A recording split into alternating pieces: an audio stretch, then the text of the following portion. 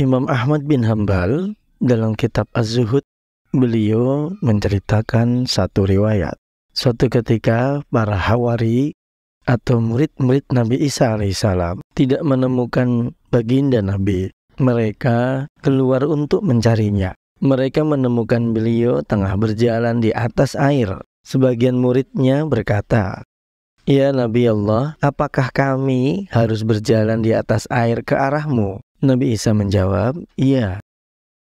Kemudian sebagian hawari itu meletakkan satu kakinya di air, lalu meletakkan kaki yang lain. Maka tenggelamlah kaki mereka. Nabi Isa kemudian berkata dengan lantang, "Kemarikan tanganmu, wahai orang yang pendek iman. Andai saja anak-anak Anda memiliki keyakinan sebesar biji zarah, dia pasti bisa berjalan di atas air."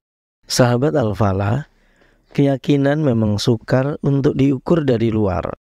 Tidak ada alat yang memungkinkan kita mengukur keyakinan orang lain dengan tepat dan benar. Kita hanya bisa memprediksi atau menilainya, tapi tidak mungkin bisa memastikannya. Orang yang paling menyadari atau mengetahui keyakinan adalah orang itu sendiri. Dalam kisah riwayat di atas, Nabi Isa alaihissalam mengkritik murid-muridnya karena kaki mereka masih tenggelam di dalam air ketika hendak mendatangi beliau. Beliau menyebut mereka itu, "Ya khashirul iman," wahai orang-orang yang pendek imannya. Sebutan yang diberikan Nabi Isa ini bukan tanpa alasan.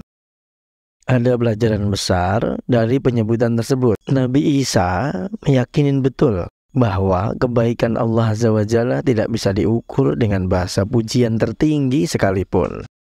Misalnya diucapkan yang maha-maha, yang maha-maha, hingga berjuta-juta triliun masih jauh dari kata mendekati.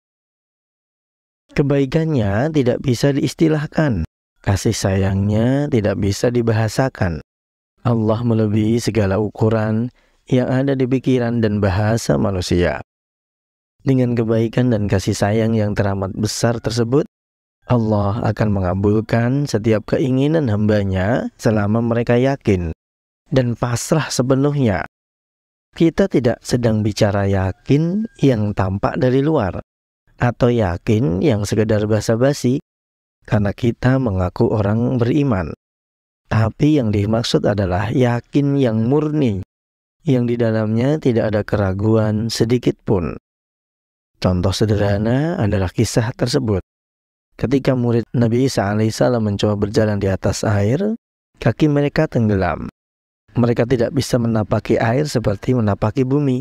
Melihat itu Nabi Isa tahu di hati mereka masih ada keraguan. Mereka tidak yakin bahwa bisa berjalan di atas air, padahal dengan izin Allah tidak ada yang tidak mungkin. Yang perlu mereka lakukan hanyalah meminta dengan penuh keyakinan.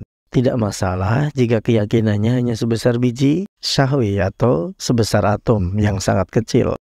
Selama keyakinan itu murni, ketika mereka memintanya dengan izin Allah, tidak ada yang mustahil. Baginda Rasulullah Muhammad SAW bersabda, "La yaruddul qada'u ila du'a, wa la yazidu fil umuri ila bir." Tidak ada yang bisa menolak takdir kecuali doa, dan tidak ada yang bisa menambah umur kecuali perbuatan baik. Hadis riwayat Imam Tirmidzi. Ini menunjukkan bahwa doa atau meminta permohonan, pertolongan seseorang dapat merubah takdirnya.